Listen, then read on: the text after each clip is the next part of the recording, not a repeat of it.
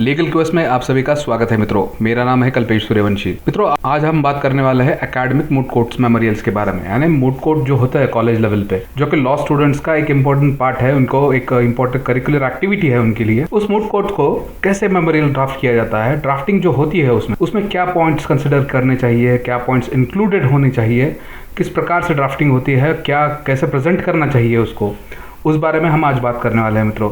लेकिन इसको आप कंपटीशन के हिसाब से मत कंसिडर कीजिए, ठीक है। इसके पॉइंट्स आप कंसिडर कर सकते हो कि ये पॉइंट्स उसमें इंक्लूड करना चाहिए, लेकिन यही टाइप का मूड या फिर यही टाइप का मेमोरियल आप किसी कंपटीशन में यूज नहीं कर सकते हो मित्रों। यहाँ के पॉइंट्स आप कंसिडर कर सकते हो, लेकिन ये मूड कोर्ट का मेमोरियल उसमें यूज नहीं कर सकते। उसके लिए हम एक अलग से वीडियो लाएंगे जो कि खास मूड कोर्ट्स के जो कंपटीशन होता है उसमें कैसे यूज किया जाता है या फिर कैसे ड्राफ्ट किया जाता है उसके ऊपर फोकस्ड रहेगा। जिन लोगों को केस लॉ पढ़ने में बहुत इंटरेस्ट है या फिर केस लॉ कैसे पढ़ा जाता है ये चीज जानना है, उनके लिए भी ये टॉपिक इंटरेस्टिंग रहेगा।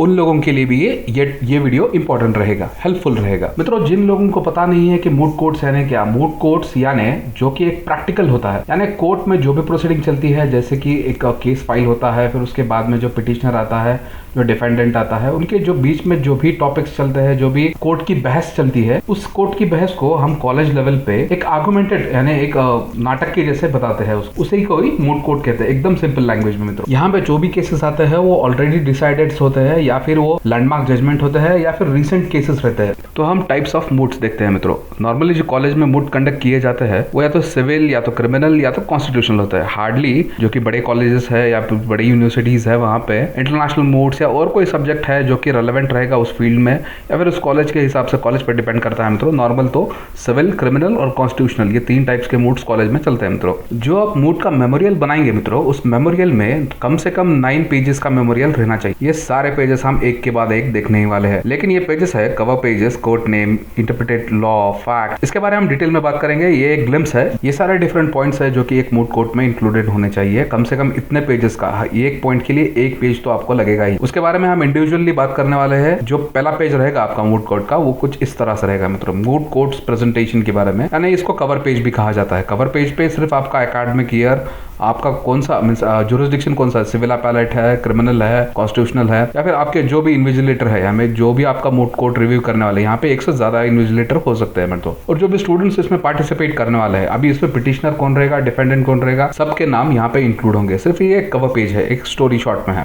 इसके बाद में आप जो भी केस ले रहे हो, आप उस केस का डिस्क्रिप्शन उसमें रहेगा, यानी ऊपर कोर्ट का नाम, उसका डेट ऑफ जजमेंट आएगा, और बाद में कोर्ट जो भी केस की डिटेल्स है उसमें इंक्लूड होंगे। यानी ये सब ओरिजिनली रखना है आपको। सिर्फ नीचे आपका पिटिशनर काउंसिल में जो भी स्टूडेंट्स पार्टिसिपेट कर रहे हैं वहाँ पे, उनके नाम वहाँ पे इंक्लूड किए जाएंगे और इन्विजिलेटर्स के नाम वहाँ पे रहेंगे। उसके बाद लॉज इंटरप्रेटेड, यानी आपकी जो भी केस आपने ली है, उस केस में जो भी लॉज के बारे में आप बात करने वाले हो, कोई भी सेक्शंस है, कोई भी लॉज है, उस लॉज के और सेक्शंस का एक डायरेक्ट लैंग्वेज जो रहेगा, उसके लिए अलग से आपको बुक कैरी करने की जरूरत नहीं है। अगर आप उसका एक प्रिंट आउट वर्जन ही लेके जाएंगे साथ में, इन्विजिलेटर्स को भी आसानी होगी और आपको भी वहां पे डिस्कवर करने में थोड़ी सी हेल्प हो जाएगी। वहां पे उसमें ये लॉज इंटरप्रेटेड, उसका अलग से एक पेज रहना चाहिए। यानी एक पेज नहीं बोल रहा हूं मैं यहाँ पे, जितने भी आपके लॉज है, जितने भी सेक्शंस है, उस सब की एक प्रिंट आउट कॉपी आपके पास रहनी चाहिए। उसके बाद में फैक्ट्स ऑफ द केस, यानी जो भी आपने केस लिया है उस केस के एक ब्रीफ फैक्ट्स होने चाहिए, जो कि इन शॉर्ट में होने चाहिए। नॉर्मली क्या होता है कि जो भी स्टोरी आपकी है, जो भी केस है आपका, वो काफी लंबा चौड़ा रहता है, तो उसके अलावा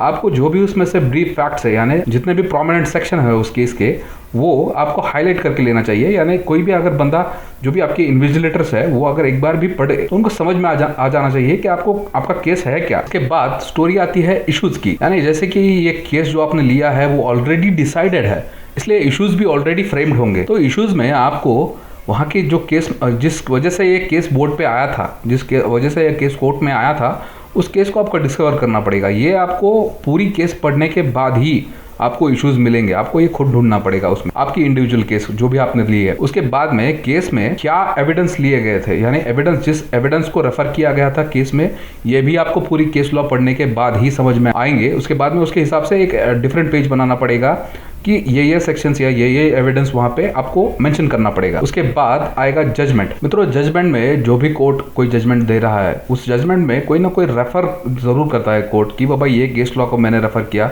या फिर ये केस लॉ से हम इस पॉइंट पे आ गए हैं, या फिर जो भी केस लॉज आपने दिए हैं उसमें वो केस लॉ को कोर्ट जरूर रेफर करेगा। उसमें जजमेंट जब देता है कोर्ट, तो जजमेंट देने के वक्त रेशियो डेसिडेंट डी, यहाँ पे टी हो गया है लेकिन गलती से वो डी है, सॉरी। रेशियो डेसिडेंट डी का सीधा सीधा मतलब मित्रों, ये कोर्ट ने जो भी जजमेंट दिया था उस केस में, उस जजमेंट को देते वक्त कोर्ट ने क्या पॉइंट कंसिडर किया था और क्या पॉइंट था जो कि उस केस का टर्निंग पॉइंट था। मेरी बात आपको समझ में आ रही है? टर्निंग पॉइंट था। इस पॉइंट की वजह से वो केस जो है वो उसका डिसीजन कुछ इस तरह से आया, यानी जो भी जजमेंट लगा वो उस वजह से लगा, ऐसे आपको फाइंड आउट करना पड़ेगा। लेकिन ये आपको ही केस रीड करके फाइंड आउट करना पड़ेगा मित्रों। मैं आपको सिर्फ उसका मतलब बता रहा हूं, आपको उस मतलब को समझकर आपको खुद ही फाइंड आउट करना पड़ेगा मित्रों। इसके बाद आएगा ऑबिटार डिक्टा। ऑबिटार डिक्टा में का मतलब क्या होता है मित्रों? ऑबिटार डिक्टा यानी जो भी जज साहब वहां पे आपका केस देख रहे हैं, वो अगर कुछ आपका खुद का ओपिनियन देते हैं, वो केस से उसका ओपिनियन का कुछ रेलेवेंस नहीं रहेगा, बस उनका एक ओपिनियन रहेगा कि वो जजमेंट में रिफ्लेक्ट नहीं होगा, लेकिन उनके